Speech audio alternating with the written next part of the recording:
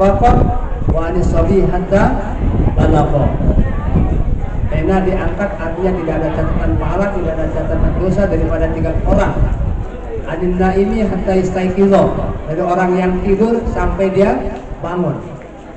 Sampai dia bangun, baru dia dicatatkan di sana dosa. Sehingga kalau ada orang tidur di sana, potong leher orang, maka dia tidak dikisos. Ada orang tidur mimpi misalnya, dipotong leher temannya di waktu dia tidur tersebut, karena tidurnya mau pisau, maka dia tidak dikisos karena dalam keadaan apa? Tidur. Silakan kalau mau tidak berdosa, tidur aja sepanjang zaman. Bisa bangun. Kalau melek bangun juga namanya. Kalau melek bangun juga namanya. Nah itu sabda Rasulullah, semua kita adalah orang yang memelihara, orang yang dimintai pertanggungjawabannya, orang yang mas'ulun dan dimintai, ditanya, mas'ulun dan ditanya an ra'iyati, daripada gembalaannya atau tanggung jawabnya. An ra'iyati, daripada gembalaannya atau tanggung jawabnya. Al imamu ra'in, pemerintah, imam ra'in, akan dimintai pertanggungjawaban. Pemerintah, orang yang merintah, dari skala paling rendah sampai yang paling atas, daripada pemimpin rumah tangga, kemudian ketua RT, ketua RW, kadus, kades, camat, bupati, gubernur, menteri, presiden, seterusnya dimintai pertanggungjawaban. Wal mar'at, apa namanya? Wa mas'ulun an ra'iyati, dan dimintai an ra'iyati, daripada tanggung jawabnya. Wa rajulu ra'in, dan seorang laki-laki ra'in, pemelihara, penanggung jawab fi ahli, dan seorang laki-laki ra'in, penanggung jawab fi ahli, pada keluarganya. Wa mas'ulun an ra'iyati, dan dia dimintai an ra'iyati, daripada orang yang ditanggung jawabinya. Wa mar'atu ra'iyatun, dan seorang perempuan menjadi wal mar'atu ra'iyatun, seorang perempuan ra'iyatun, menjadi penanggung jawab di baiti zawjiha, di rumah suaminya. Apapun yang ada di rumah suami menjadi tanggung jawab seorang istri. Apapun yang ada di rumah suami menjadi tanggung jawab seorang istri. Sehingga kalau suaminya pergi, semuanya tanggung jawab seorang istri di sana. Wa mas'ulun wa mas'ulatun, dan ditanya perempuan itu al ra'iyatiha, daripada pemeliharaannya atau tanggung jawabnya terhadap apa yang ada di rumah suaminya. Sapi-sapi kering belak misalnya, itu tanggung jawab seorang apa?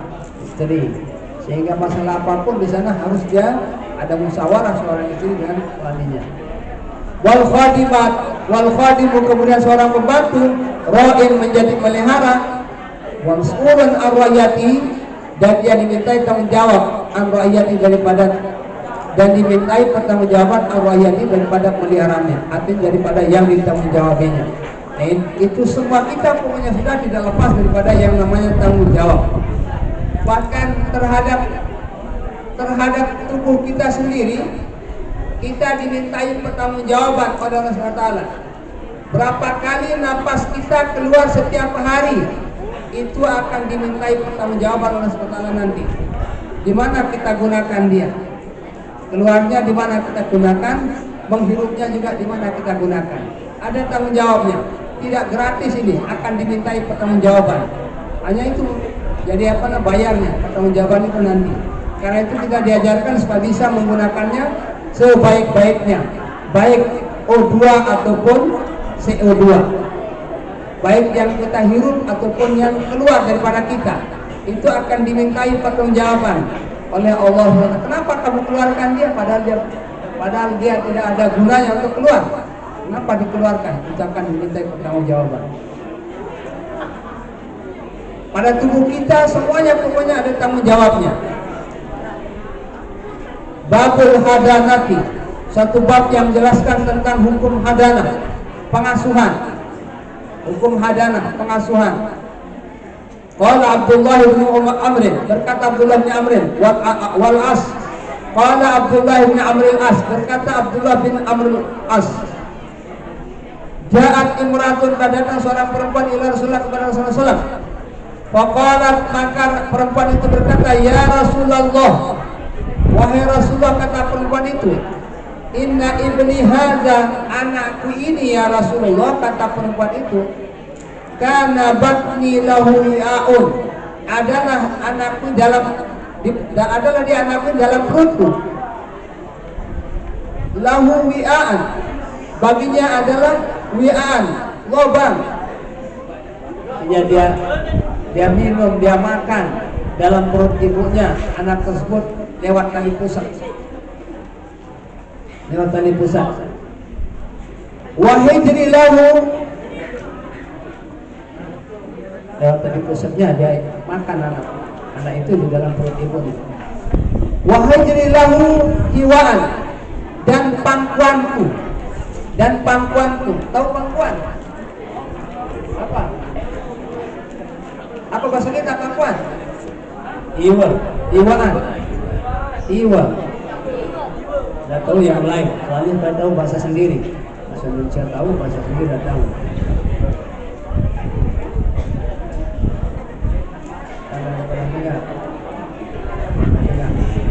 Misalnya anak-anak sini, jangan anak yang misalnya anak-anak yang sini, misalnya anak sesela, anak sesela kalau ditanya, tahu kamu gunung? Tidak tahu dia gunung. Karena tidak pernah lihat. Saya gampang menghibur di situ, itu makan godek saya bilang.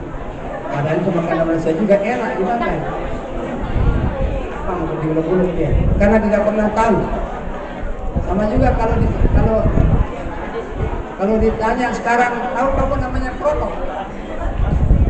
Yang anak sini pasti dia tidak tahu namanya krotok.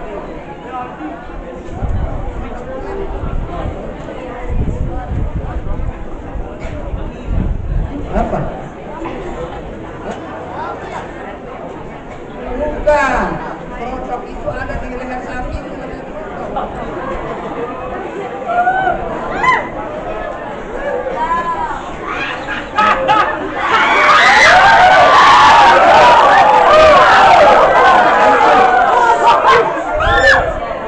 Bahasa kita itu, sehingga suatu bahasa kita itu perlu untuk kita digunakan, dia perlu untuk kita ketahui bahasa kita itu. Banyak yang tidak ketahui bahasa kita sendiri, apalagi menggunakan bahasa halus, jarang kita ketahui. Kemudian wahijri, dan pangkuanku kata perempuan itu, lahu baginya, bagi anak itu, hiwaan, ialah tempat pengasuhannya, menjadi tempat dia diasuh oleh ibunya. Wasaddi lahu siqaan, wasaddi, dan apa disaddi? Jangan pura-pura tidak tahu. Apa disaddi? Dan sebelum nyebutnya wasaddi, dan potong susu.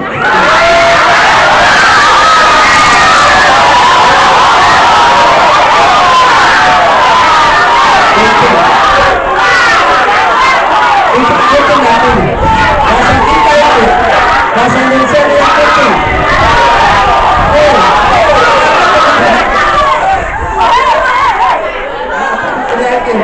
Apa diteriakin?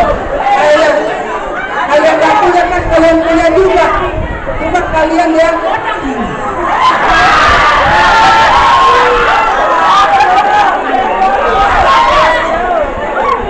kalian adalah orang-orang yang tidak punya masa depan yang pasti.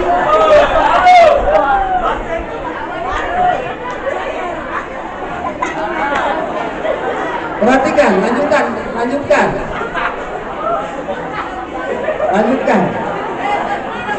Wasaddi lahu, dan utang susuku baginya, bagi anak itu maksudnya. Siqaan, menjadi tempatnya minum. Siqaan, menjadi tempatnya minum. Kata ibu yang melapor kepada Rasulullah, bukan kata saya yang misalnya hanya menerjemahkan. karena kalian tadi ditanya nggak tahu Allah alam apakah dia tahu atau tidak, atau memang malu untuk mengungkapkannya, terpaksa saya ungkap jadinya. Wa inna abahu, dan sesungguhnya bapaknya, bapak daripada anak itu katanya, talaqani, telah menceraikanku.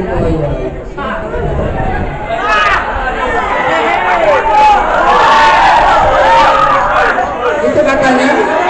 Wa inna abahu, dan sesungguhnya bapaknya, bapak anak itu katanya. Jadi dia di siang, di waktu dia sedang apa? Sedang hamil. Talak apa namanya ini? Talak bid'ah namanya. Talak bid'ah. Talak bid'ah yang haram hukumnya. Talak bid'ah itu tetap dia jatuh, tetap jatuh hukumnya, tapi haram hukumnya. Talak itu hukumnya adalah pertama dia halal, itu hukumnya mubah sama. Abghadul halali indallah at-talak. Pekerjaan halal yang paling dibenci oleh Allah, pekerjaan halal yang dilaknat oleh Allah adalah talak, bercerai. Bercerai itu dibenci oleh Allah SWT. Kemudian bisa menjadi haram hukumnya apabila seorang laki-laki mentalak istrinya ketika dia sedang bunting, ditalak istrinya, atau ketika dia sedang nifas, ditalak istrinya, itu haram hukumnya. Atau baru bergerak misalnya, bergerak operasi itu ya, siang dan kaya, itu tidak tidak namanya.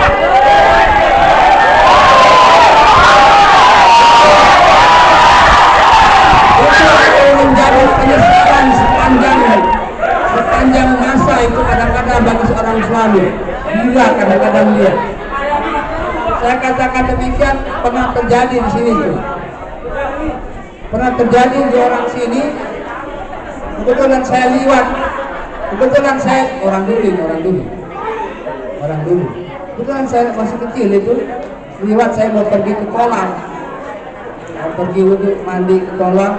Allah alam, tidak tahu dia bertengkar ke sana sama istrinya. Dia bertengkar sambil ketawa. Berarti dia bertengkar di sana adalah sedang apa? Yang mesra. Tapi kenapa keluar kata-kata? Jadi akhirnya diusulkanlah dirinya begitu. Diusulkan nggak bisa menjadi apa? Nggak bisa menjadi tidak sah. Tetap hukumnya apa? Sah. Dia tidak sengaja ada bilang karena dia sedang main-main, nggak tahu dia. Akhirnya tetap sampai sekarang tidak pernah dia bunuh. Akhirnya mereka pun diberikan jodoh lagi oleh Allah dengan jodoh yang lain. Tapi tetap akan jadi satu penyesalan karena mereka sama-sama saling mencintai. Untung dia tidak gila, karena ada yang sampai gila. Ada yang sampai gila itu masih sampai sekarang. Tidak usah disebut orang. Yang gila itu adalah masih sampai sekarang yang tidak waras akalnya. Wala wa inna bawtalakan, dan sungguhnya bapaknya telah menceraiku. Wa za'ama, dan bapaknya mengira annahu yanzi'u, bahwa dia bisa mencabutnya minni dariku. Bapaknya mengira bahwa dia bisa mencabut anak itu minni dariku. Itu kata istri itu melaporkan kepada Rasulullah. Faqala sallallahu alaihi wasallam, Rasul bersabda, anti ahaqqu bihi, engkau adalah lebih berhak bihi dengannya, malam tangkihi, selama engkau belum menikah, selama engkau belum mendapatkan jodoh lain. Ini kalau ada perempuan yang ada seorang laki-laki bercerai dengan istrinya, kemudian punya anak kecil, maka yang paling berhak pengasuhnya itu adalah siapa? Istrinya.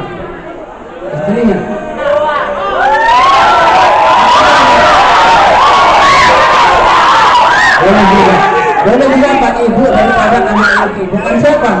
Bukan bapaknya.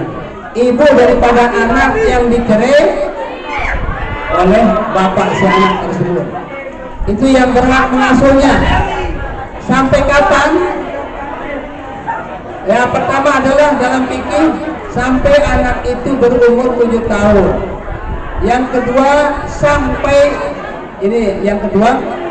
si perempuan itu menikah dengan orang lain.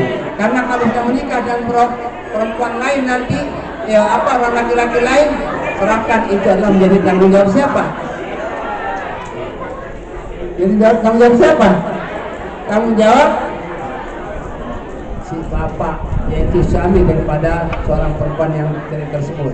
Itu yang punya tanggung jawab setelah dia menikah perempuan itu dengan orang lain. Kenapa? Karena apalagi cara-cara sekarang itu digorok nanti anak orang. Jadi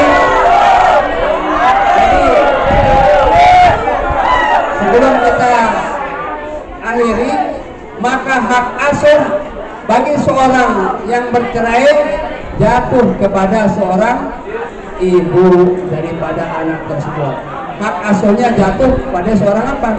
Ibu daripada anak tersebut. Itu yang jadi jangan nanti kadang-kadang kan perempuan lalu sakit tangan sepak di sini. Ya boleh, itu nggak dia kangen siapa? Jadi kangen anaknya, padahal dia lahirkan anak itu antara mempertaruhkan hidup dan mati. Itu saya sering mendampingi istri saya melahirkan, lumayan. Sambil kita diolok sama siapa? Sambil saya diolok sama sang suster, karena saya cerita tadi malam bertemu sang suster, kenangan tetap dia kenang itu pengoloknya sama saya. Begini caranya dia bilang, jangan si dia itu mau pergi, dia bilang, si dia sedang enakan sekarang mau pergi. Itu kan saya. Ya akhirnya begitu dia kesakitan, kita dekat sama dia, topik kita di apa? Direnggut topik kita, bulu kita dipungkut. Kesakitan orang. Nah itu. Kemudian lama keluar sambil jam orang nganting. Saya itu tidak tahu bagaimana mau apa dilakukan. Akhirnya saya nelpon siapa tempat mengambil syarat ini. Itu di telepon tidak nyambung, itu di telepon tidak nyambung. Ambil air, karena tadi sudah batal dulunya. Ambil air wudhu di puskesmas di Polres itu. Ambil air wudhu, langsung saya telepon. Tahu dapat? Langsung saya berhaluan minta kepada sang Khalik yang menciptakan dia, barulah dia keluar.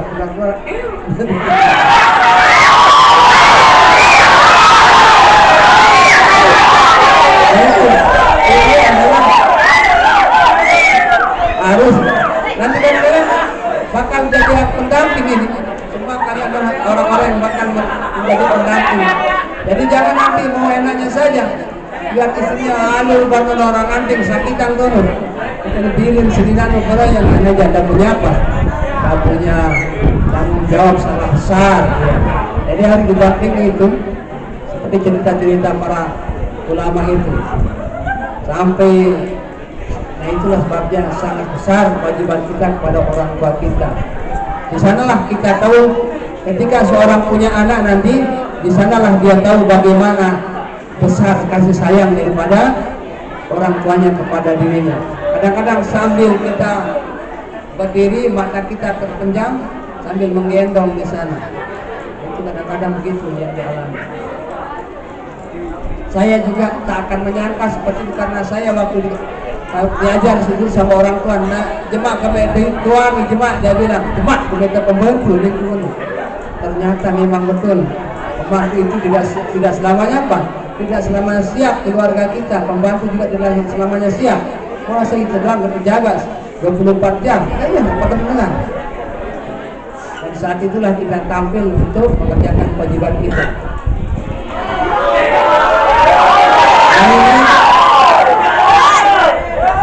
Babul jinayat, nah ini akan berpindah nanti kepada rubuk yang terakhir. Dalam ilmu fikih itu ada 4 rubuk. Fikih itu dibagi jadi 4 di sana. Pertama ada namanya rubuk apa? Rubuk ibadah.